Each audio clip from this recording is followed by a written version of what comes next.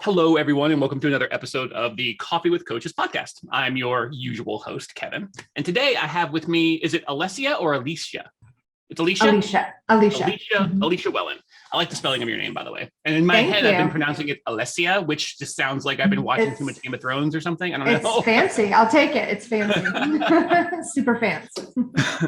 As the founder and CEO of her own coaching and consulting firm, Alecia offers professional coaching, consulting, and Reiki to national and international leaders, as well as high achievers looking to leverage their inflection points to reach a higher potential, whether it be in their personal or professional lives. So, modest ambitions. I love it. Yes. Alecia, thank you so much for being here today. Thank you. Thanks so much for having me. I'm happy to be here.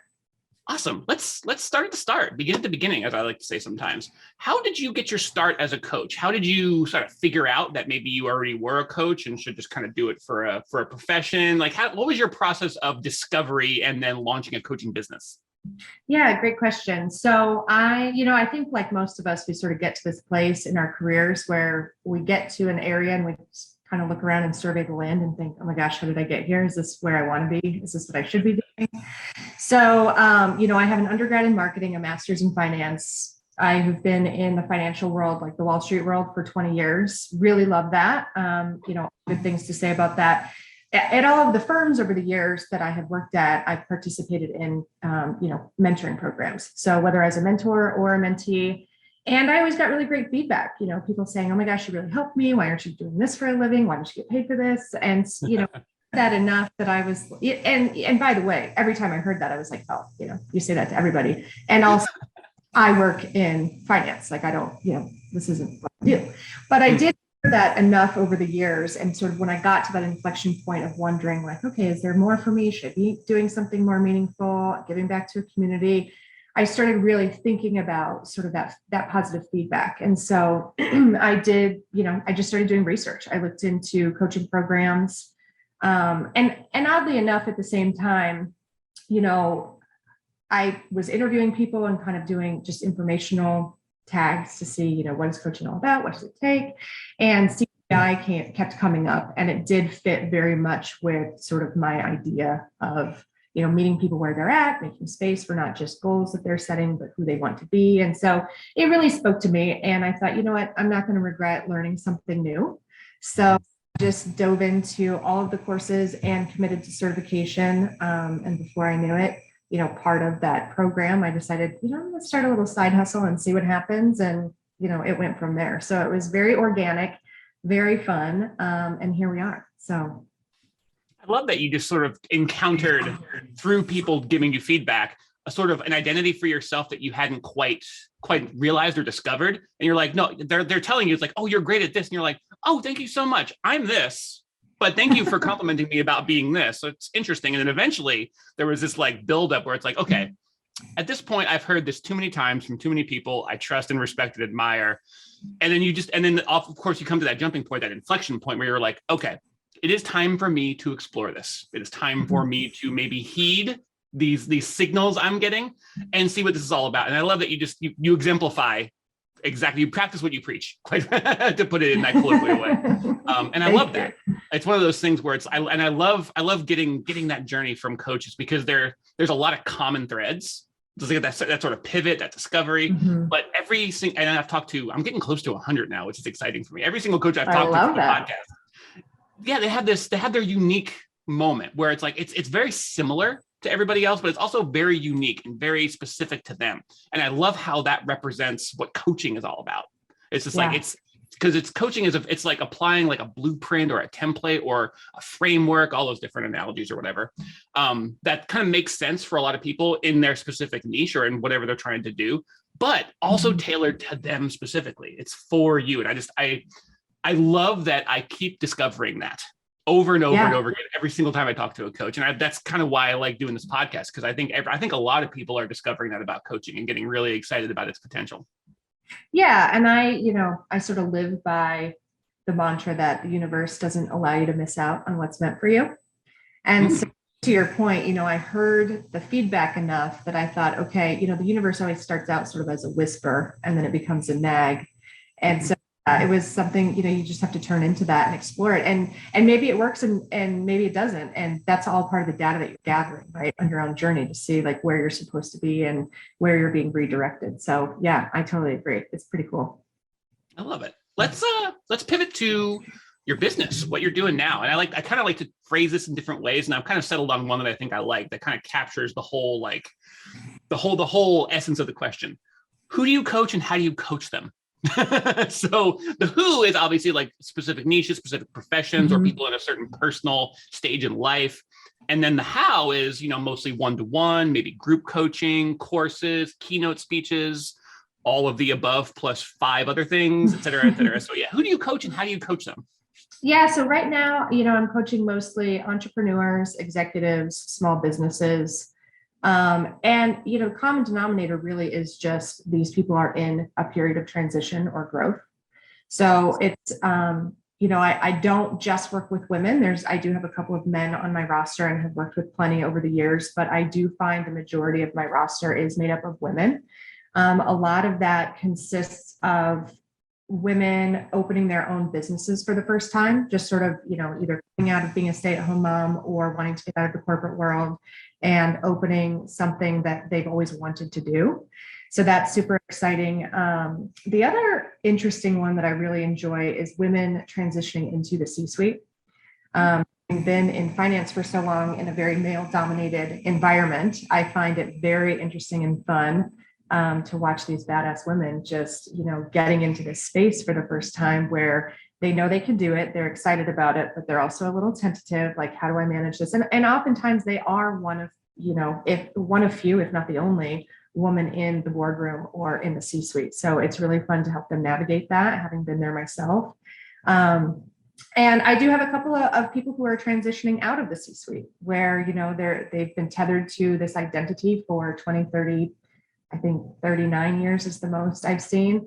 And, they're looking at retirement or getting into, hobbies and passion projects and, asking, who am I? If I'm not going to be in the C-suite in this, big job, what does that mean? And so it's been really fun doing that. And then the small businesses are awesome because it's always a small team of people that are looking to grow.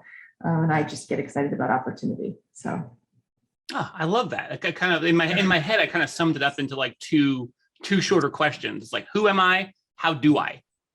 So I like that because there's always that identity, like especially at inflection points like that, where you're basically realizing that you either want to be or already are becoming someone else, some other version, some new version of yourself, some next version of yourself. It's like, who am I? And then with that question, it's like, okay, how do I? And I love that you address that in your coaching. Like it's speak on that. Yeah, no, I mean, you're hitting it on the head.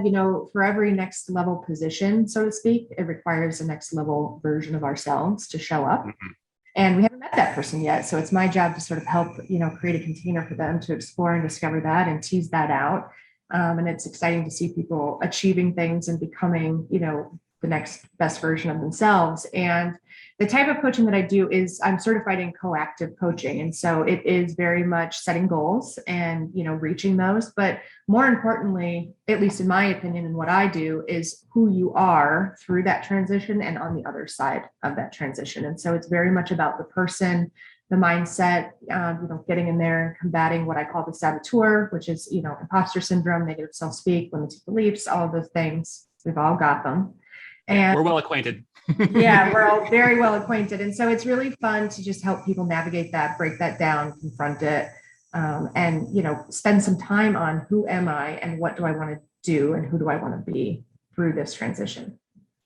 I love it. For something about the way that you are talking about your coaching has me in my head. I have almost like you're teaching people internal networking, like how to network with themselves, the different versions of themselves, who to maybe not talk to at the party, at the mixer. It's like, maybe stay away from the negative self-talk guy for a while. He's had his time. He'll dominate the conversation if you let him. So maybe just let him go, like sit in the corner, stand by the open bar. That's fine. You ignore. I love that. Let's talk to the next you. Let's do some internal networking. I really like that. I kind of want to sit with that idea for a while. And the way you explained yourself in your coaching just immediately put that into my head. So that's well done. Great. I'm glad it resonated. Yeah. I mean, it's exactly what I like your analogy of the party and sort of staying away from, the the negative gremlin in the corner. Just get to the bar where all the fun is happening. Let's pivot real quick to the future or the near future. Is there anything coming up for you in your business that you're excited about? I mean, I'm sure there's tons of things, but is there anything you want to feature right now? Like maybe the next, like, I mean, we're still relatively early in 2022, although it's already mid-April. So when we're recording this, so it feels both weird and encouraging. So yeah, what's coming up next, and talk a little bit about it. Yeah. So, I'm a big advocate for removing limits. So, as a business owner, you do have to have some element of planning and marketing and sort of, what are my goals, right? If I were coaching myself, what are my goals? How do I want to do it? Who do I want to be? But also, I really enjoy removing a limit and allowing space for what my business can be and what I can do that's bigger and better than anything I can imagine. So a big piece of what I do alongside the coactive coaching is Reiki. And you touched on that in the intro. And it's just, it's energy work, and it's not for everybody. And it's not something that I hard sell, but it's something that people are really coming online and learning about. And they're getting very interested in, what is all this energy in the world and the vibrations. And, the way that I explain it is we spend so much time on our minds and our bodies, right? With education, nutrition, exercise. We forget about the spirit and the energy of ourselves and what we bring to a room. And so, we all have had experience with it in one way or another, but it's that feeling that you get when you walk into a room and you either think, this isn't for me, or I'm feeling this vibe and it's really, complementing what I am doing and who I am. And I feel like I fit here. And so there's that element of energy that people are becoming more aware of and interested in. And so I do integrate Reiki for those, again, that are interested in it into my coaching. And so the more I've been doing that and the more people are getting acquainted with it and, hearing about it and learning about it, I am getting quite a few more clients coming my way that are interested in that component. Some come to me just for that. Some come to me, consult me on my business, coach me on myself, and, energetically, touch me and balance me out. So it's been a very interesting ride. And I think that is really where my business seems to be going, because that's picking up a lot of momentum in the energy space. I love that. And yeah, it makes perfect sense. And I love the way like that word vibe comes up a lot. And I think about like, you look at the stuff that we have like little shorthand for, like we talk about the vibes we're feeling in a room with a person. It's because we don't have more language for it. It's like, so we take this one word or this like small subset of words, and we use that to just sort of kind of put this whole thing that we don't really understand in a corner. And it's like, I like that Reiki really helps you explore that, understand that more, gives you a bit of a language, not necessarily a spoken word necessarily, but allows you to sort of expand your understanding of what that is, aside from just, ascribing it to vibes and then trying to move on real quickly before you sit too uncomfortably in that uncertainty. I think it makes an excellent companion piece, and it's a natural outgrowth of your coaching, it feels like. Yeah, it definitely is. And like I said, it's a nice complement to the coactive piece.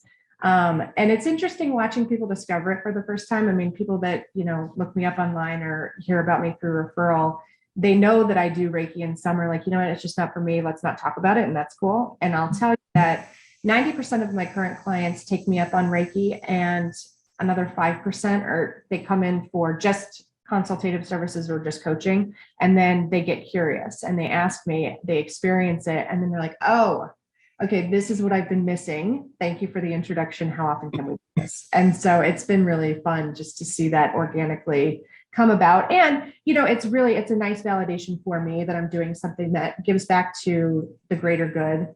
That's a little unexpected, and not a lot of coaches offer that. And, again, watching people sort of discover it and the importance of it it's fun. It's really fun to watch that. I just looked at the clock and I realized that our 15 minutes have already flown by. I could do this all day with you, and I have like dozens of follow-up questions. But before we go, I want to make sure that you share with everybody where you like to be found, where you can be found, and where you like to be found. I know everyone's got a website, and of course you do as well. But like, do you have a preferred social media where you like to engage with people, whether it's for the first time or kind of like get a conversation going? What's your preferred way to meet people in the digital space?